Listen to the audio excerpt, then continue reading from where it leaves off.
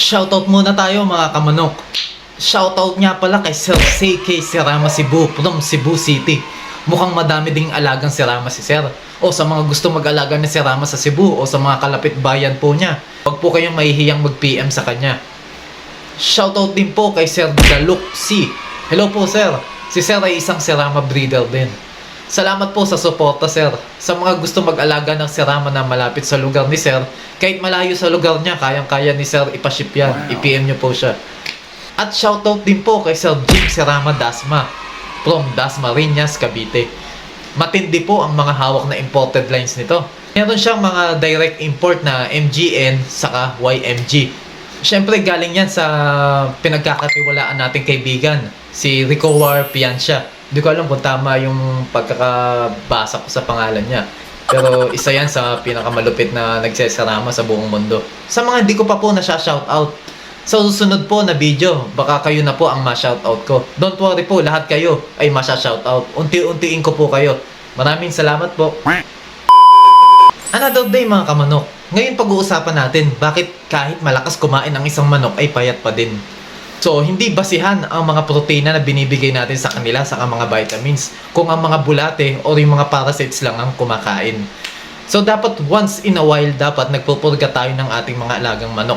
Lalo-lalo na yung mga naka-pre-range na mga alagang manok natin para masigurado natin na walang parasite sa kanilang mga bituka, sa kanilang katawan o kahit sa kanilang mga mata. Meron din kasing mga parasites dyan sa mata. At meron din tayong mga liquid na pampurga para sa kanilang mga mata. Ngayon, ito ang tanong, bakit payat pa rin ang kanilang alagang manok kahit malakas kumain?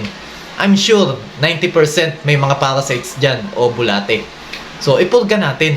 Ang tanong, paano ang gagawing pagpupurga para maging effective at masiguro natin na lalabas talaga yung mga parasites? Mag-fasting ka sa kanila at least 1 meal bago sila purgahin. Tapos bigyan mo ng pinagkakatiwalaan mong pamurga na tableta sa mga breeder age at powder naman sa mga sisiw. So kung magpurga ka, usually sa gabi. Sa tanghali, hindi ka na magpapakain sa kanila. At least meron tayong 8 to 12 hours na wala silang kain para at least yung purga na binigay natin sa kanila, yun ang makain ng mga bulate. At patay yung bulating lalabas sa kanilang katawan. At mawawala na ng kakompetensya ang ating mga alaga dun sa loob ng kanilang bituka. Kasi wala na yung parasites doon. Na yun lang ang kumakain ng sustansya, nutrients at mga minerals na dapat patungo sa katawan ng ating mga alagang manok. So hindi natin alam, meron pang ibang factors na kahit malakas kumain pero payat pa rin. Baka meron din ibang mga sickness. Pero usually try mo muna magpurga. Baka doon lang ang ating problema. So sa pagpupurga, timing din ang importante. Again, uulitin ko na dapat ay 1 meal fasting saka natin bigyan siya ng pamurga.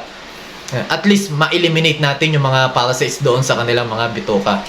Disclaimer po, uulitin ko po, hindi po ako veterinaryo. Ito ay base lang sa aking konting nalalaman sa pagmamanok. Kung mali ako, tama kayo, please magkomento po kayo para magkaroon kami ng dagdag kaalaman. Please follow, like, and share na rin po para makatulong po tayo sa mga baguhan sa pagmamanok. At para mas marami pa po tayong ganitong matalakay. Maraming salamat po.